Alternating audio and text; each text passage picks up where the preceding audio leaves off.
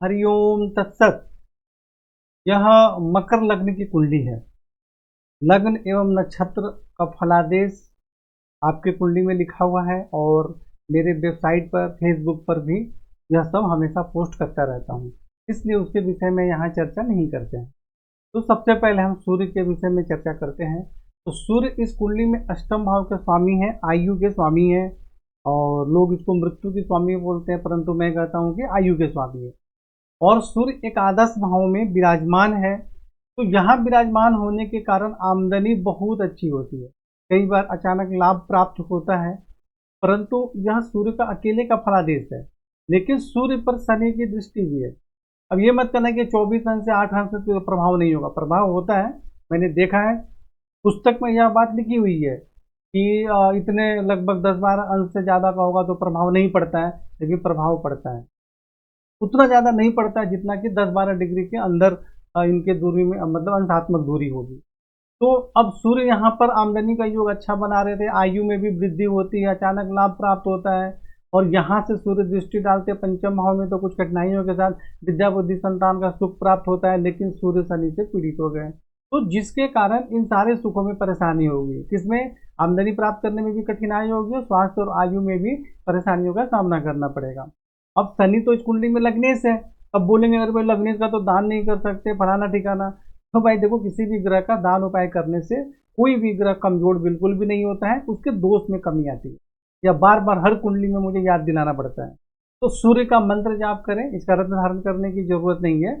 जल अर्पित करें, सूर्य की आराधना करें, लक्ष्मी मंत्र का जाप करें और शनि से संबंधित जो उपाय आपके कुंडली में बताए गए हैं वह उपाय करना है। चंद्रमा इस कुंडली में सप्तम भाव के स्वामी है, यानी पत्नी एवं वैवाहिक जीवन के स्वामी है। और चंद्रमा भी एकादश भाव में विराजमान है और नीच राशि में विराजमान है। परंतु चंद्रमा जो है वह नीच में नहीं माने जाएंगे, कारण कि जो चंद्रमा होते हैं वह 3 अंश तक ही नीच माने जाते हैं। और यहाँ पे चंद्रमा 29 अंश के हैं, परंतु यहाँ पे चंद्रमा बहुत ज़्यादा कमजोर हो गए, 15 डिग्री से बहुत ज़्यादा ऊपर चले गए। कमजोर और मजबूत कैसे होते हैं वह पहले ही आपको बताया गया है, कुंडली कैसे देखे। तो चंद्रमा यहाँ पे नीच तो है नहीं, क्योंकि वहाँ डिग्री उनका 29 है, लेकिन अंश बल में कमजोर हो गए। और सूर्य के साथ चंद्रमा विराजमान है, यानी कि अमावस्या के दिन का जन्म है या अमावस्या के आसपास का जन्म इसको माना जाएगा। तो ऐसे में चंद्रमा जो है, और देखिए शनि की दृष्टि भी चंद्रमा पर पड़ गई। अब तो ये 24 और 29 है, तो इस पर बहुत ज्यादा प्रभाव होगा, सूर्य की अपेक्षा चंद्रमा पर ज्यादा प्रभाव होगा। तो चंद्रमा एकादश भाव में नीच तो नहीं है, परंतु कमजोर एवं पीड़ित बहुत ज्यादा है, तो जिसके कारण आमदनी प्राप्त करने में कठिनाइयों का सामना करना पड़ेगा। मानसिक परेशानी होगी, ऐसे व्यक्ति को एलर्जी से संबंधित भी बीमारी होती है। और पत्नी, वैवाहिक जीवन, दैनिक रोजगार, इन सब चीज़ों में तो परेशानी होगी ही। विवाह में बहुत ज़्यादा विलंब होगा, पत्नी से परेशानी भी रहेगी। तो यहाँ पे आपको चंद्रमा का मंत्र जाप करें, सफ़ेद चंदन का तिलक लगाएं और जो उपाय बताया गया आपकी कुंडली में वह करें। और शनि से संबंधित उपाय भी आपको करना है। मंगल इस कुंडली में चतुर्थ भाव के स्वामी है और आय भाव के स्वामी है, यानी माता भूमि भवन के स्वामी हैं और आमदनी के स्वामी। और द्वादश भाव में चले गए बिल्कुल कमजोर, 1 अंश के हैं। देखिए मंगल यहाँ पर 1 अंश के हैं और चतुर्थ भाव के स्वामी और आय भाव के स्वामी द्वादश भाव में चले गए और इस पर केतु की दृष्टि भी है। तो जिसके कारण पहली बात तो मंगल यहाँ चले गए, ऐसे व्यक्ति जन्म स्थान से बहुत दूर निवास करते हैं, अपने स्टेट छोड़कर दूसरे स्टेट में, दूसरे राज्य में। दूसरी चीज के ऐसे व्यक्ति को बाहरी स्थानों के संपर्क से आमदनी के योग बनते हैं और खर्च भी अधिक रहता है। परंतु उसके साथ साथ केतु से पीड़ित हो गए तो यह परेशानी और भी ज्यादा हो गई। यानी सिर्फ मंगल वहां विराजमान होते हैं द्वादश भाव में, तो जन्मस्थान से दूर निवास का योग बनता है, लेकिन मंगल वहां पीड़ित हो गए, तो जिसके कारण माता भूमि भवन आमदनी इन सभी चीजों में परेशानी होगी। और खर्च के भाव में जाकर आमदनी के भाव पीड़ित हो गए तो बहुत ज्यादा फालतू खर्च भी होगा, जिसके कारण भी बहुत ज्यादा परेशानियों का सामना करना पड़ेगा। और मंगल यहाँ से देखेंगे अगर तृतीय भाव में, तो पराक्रम में वृद्धि होगी, भाई बहन का सुख प्राप्त होगा, लेकिन 0-1 डिग्री के हैं तो बल भी कमी है। षष्ठ भाव में देखेंगे तो नौकरी में सफलता प्राप्त होगी, शत्रु पक्ष पर प्रभाव होगा। और सप्तम भाव में दृष्टि डालेंगे तो यहाँ पे मांगलिक योग का निर्माण हो रहा है, जिसके कारण पत्नी एवं वैवाहिक जीवन के सुख में कुछ परेशानी होगी। परंतु ये 0-1 अंश के हैं, कुछ भी बहुत कम प्रभाव इसका रहेगा, बहुत ही ज्यादा। तो अब यहाँ पे चतुर्थ भाव के आमदनी के स्वामी हैं तो हमें तो प्रबल भी करना है। अगर प्रबल करते हैं तो सप्तम भाव में दृष्टि डालते हैं तो यहाँ दूसरी समस्या हो जा रही है।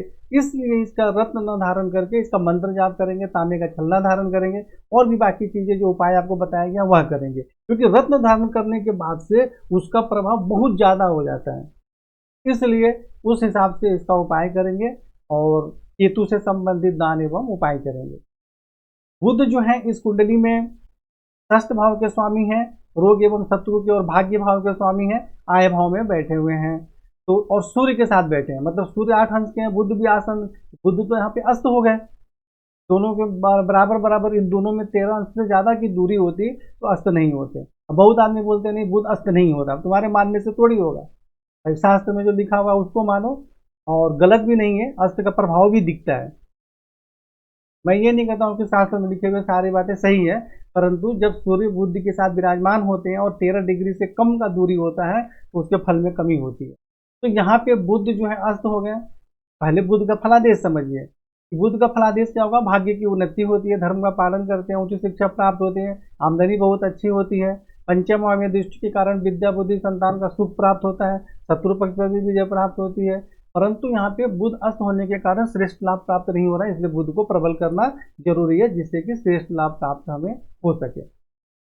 गुरु जो है इस कुंडली में अकारक होते हैं, यानी कि द्वादश भाव के स्वामी है, तृतीय भाव के स्वामी है, तो इनको स्वास्थ्य के लिए अकारक माना जाता है।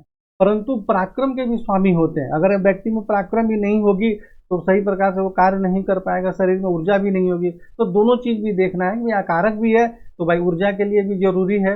और गुरु जो है यहाँ पे एकादश भाव में विराजमान है, गुरु पर राहु की दृष्टि नहीं है, क्योंकि गुरु को सिर्फ राहु ही पीड़ित करते हैं, बाकी शनि या केतु या कोई भी ग्रह गुरु को पीड़ित नहीं करता है।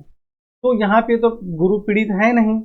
और दूसरी बात कि गुरु 27 अंश के बहुत ज्यादा मजबूत नहीं है, तो जो कुंडली में अकारक ग्रह होते हैं वह अगर ज्यादा मजबूत नहीं रहे तो हमारे लिए अच्छा है। अब गुरु अकारक है लेकिन यहाँ विराजमान होकर बाहरी स्थानों के संपर्क से आमदनी का योग बना रहे हैं, खर्च तो अधिक रहेगा लेकिन बाहरी स्थानों के संपर्क से आमदनी का योग भी बना रहे हैं। यहाँ से गुरु स्व राशि में दृष्टि डाल रहे हैं तो पराक्रम में वृद्धि होगी, भाई बहन का सुख प्राप्त होगा। पंचम भाव में दृष्टि के कारण कुछ कठिनाइयों के साथ विद्या बुद्धि संतान का सुख प्राप्त होगा, लेकिन सप्तम भाव में दृष्टि डालेंगे तो पत्नी एवं वैवाहिक जीवन का सुख प्राप्त होगा, दैनिक रोजगार में सफलता प्राप्त होती है। और लेकिन जब चलित कुंडली में गुरु जो है वह चले जा रहे हैं द्वादश भाव में, खुद के घर में वहां चले जा रहे हैं, तो यहाँ जाने से क्या होगा कि बाहरी स्थानों के संपर्क से जीवन में उन्नति होगी, और यहाँ क्या होगा कि बाहरी स्थानों के संपर्क से आमदनी के भी योग बनेंगे। तो अब जो भी है गुरु को आपको यहाँ प्रबल नहीं करना है, जो सामान्य उपाय बताए गए हैं वही करना है, क्योंकि गुरु कुंडली में आकारक होते हैं। अब उसके बाद से जैसे कि गुरु के बाद हम शुक्र के विषय में चर्चा करते हैं, तो शुक्र कौन है इस कुंडली में, राजयोग कारक ग्रह है, यानी दसम भाव के स्वामी है और पंचम भाव के स्वामी है, द्वादश भाव में चले गए। तो शुक्र द्वादश भाव में जाते हैं तो उनको द्वादश भाव में जाने के कारण कमजोर या उसका दोष नहीं लगता है। तो अब द्वादश भाव में जाने के कारण क्या होगा कि ऐसे व्यक्ति जो है जन्म स्थान से दूर रोजगार करते हैं तब सफलता प्राप्त होती है, और विद्या बुद्धि संतान का सुख प्राप्त होता है, पिता का भी सुख प्राप्त होता है, लेकिन ऐसे व्यक्ति जन्म स्थान से दूर जाकर उनकी उन्नति होती है, वहीं पर उनका रोजगार चलता है, और ऐसे व्यक्ति की मतलब स्वयं के व्यवसाय करने में पूर्ण सफलता प्राप्त नहीं होती है। शुक्र को आपको प्रबल करना जरूरी है, क्योंकि यह राजयोग कारक ग्रह है और बाहरी स्थानों के संपर्क से जीवन में उन्नति एवं रोजगार जॉब में सफलता प्राप्त होती है। षष्ठ भाव पे दृष्टि डालते हैं तो नौकरी में सफलता प्राप्त होती है, ननिहाल पक्ष से भी संबंध अच्छा रहता है। और शुक्र को प्रबल करना है, बस ये ध्यान रखिए, शुक्र को प्रबल करना है। फलादेश आपकी कुंडली में तो लिखे ही हुए हैं। और शनि जो है इस कुंडली में द्वितीय भाव में विराजमान है और खुद के घर में विराजमान है। इसके कारण क्या होगा कि शारीरिक स्वास्थ्य, सौंदर्य, सम्मान, प्रतिष्ठा में वृद्धि होती है, धन एवं कुटुंब का श्रेष्ठ सुख प्राप्त होता है, धन का संग्रह होता है, ऐसे व्यक्ति को जीवन में धन की कमी नहीं होती है। यह सिर्फ शनि का फलादेश हो गया, लेकिन शनि पर राहु की दृष्टि है, तो जिसके कारण ये सारे लाभ में कठिनाई एवं परेशानी भी होती है। यहाँ से शनि जब चतुर्थ भाव में दृष्टि डालेंगे तो माता भूमि भवन के सुख में कुछ परेशानी होती है। अष्टम भाव में दृष्टि डालेंगे तो आयु में वृद्धि होगी, परंतु स्वास्थ्य से संबंधित परेशानी भी होगी, कठिनाई भी होगी, पेट के सबसे निचले भाग में भी परेशानी होने की संभावना रहती है। और यहाँ जब सूर्य और चंद्रमा पर दृष्टि डालेंगे सूर्य चंद्रमा इसलिए बोल रहा हूँ कि बुध और गुरु को शनि पीड़ित नहीं करते हैं। और सूर्य और चंद्रमा दोनों पर दृष्टि डालेंगे तो क्या होगा, स्वास्थ्य से संबंधित और पत्नी, वैवाहिक जीवन, आमदनी, इन सभी चीज़ों से संबंधित परेशानी होगी। तो लग्नेश भी परेशानी कर सकते हैं किसी ग्रह को पीड़ित करके। लग्नेश अगर पीड़ित न हो, पीड़ित न करे तो कोई परेशानी नहीं है। लेकिन यदि स्वयं भी पीड़ित हो रहे हैं राहु से और यहाँ सूर्य चंद्रमा को पीड़ित भी कर रहे हैं, तो जो पीड़ित हो रहे हैं उसका भी उपाय करना पड़ेगा और पीड़ित कर रहे हैं उसका भी उपाय करना पड़ेगा, दोनों का। तो पीड़ित हो रहे हैं तो क्या करेंगे, आप बाएं हाथ के मध्यमा में एक लोहे का छल्ला धारण कर सकते हैं, शनि का मंत्र जाप करें। और पीड़ित कर रहे हैं उसके लिए क्या करेंगे, उसके लिए शनि से संबंधित उपाय भी करेंगे जो आपकी कुंडली में बताए गए हैं। भाई दोनों ही हमें करना पड़ेगा, क्योंकि पीड़ित हो रहे हैं, पीड़ित कर रहे हैं, तो हमें दोनों को लेके चलना पड़ेगा। इस तरीके से सिर्फ एक ही तरफ का फलादेश से विश्लेषण नहीं होता है, हमें दोनों चीज को देखना पड़ेगा।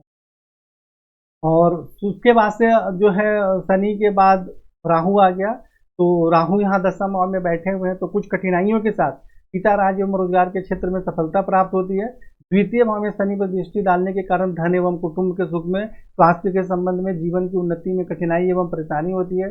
चतुर्थ भाव में दृष्टि के कारण माता, भूमि, भवन के सुख में कठिनाई एवं परेशानियों का सामना करना पड़ता है। और षष्ठ भाव में दृष्टि के कारण यहाँ बहुत अच्छा फल देता है राहु। शत्रु पक्ष पर प्रबल प्रभाव रहता है, उस पर विजय होती है, नौकरी में भी सफलता प्राप्त होती है, ननिहाल पक्ष से भी संबंध अच्छा रहता है। तो परंतु यहाँ पर परेशानी का योग बना रहे हैं, तो राहु से संबंधित दान एवं उपाय करना है। केतु यहाँ माता, भूमि, भवन के सुख में कठिनाई एवं परेशानी होती है। और अष्टम भाव में दृष्टि के कारण स्वास्थ्य एवं आयु के संबंध में परेशानी होती है। पेट के सबसे निचले भाग में किसी प्रकार की बीमारी जैसे पाइल्स इत्यादि भी होने की संभावना रहती है। चतुर्थ भाव में दृष्टि डालेंगे तो कुछ कठिनाइयों के साथ पिता, राज रोजगार के क्षेत्र में सफलता प्राप्त होती है। अब यहाँ मंगल पे दृष्टि डालेंगे तो ये माता, भूमि, भवन, आमदनी के क्षेत्र में कठिनाई एवं परेशानी होती है। और पैर के सबसे निचले भाग में चोट इत्यादि लगने की भी संभावना रहती है। कभी कभी नींद भी ठीक से नहीं आती है और खर्च भी उटपटांग कई बार हो जाता है, जरूरत से ज्यादा, उसके कारण भी परेशानी हो जाती है। इसलिए केतु से संबंधित दान एवं उपाय करें। तो यहाँ आपको फलादेश समझा दिया गया है और आपकी कुंडली में संपूर्ण फलादेश विस्तार से लिखे गए हैं, उसके उपाय भी बताए गए हैं, उसके अनुसार आप जीवन में आगे बढ़े। हरिओम तत्सत।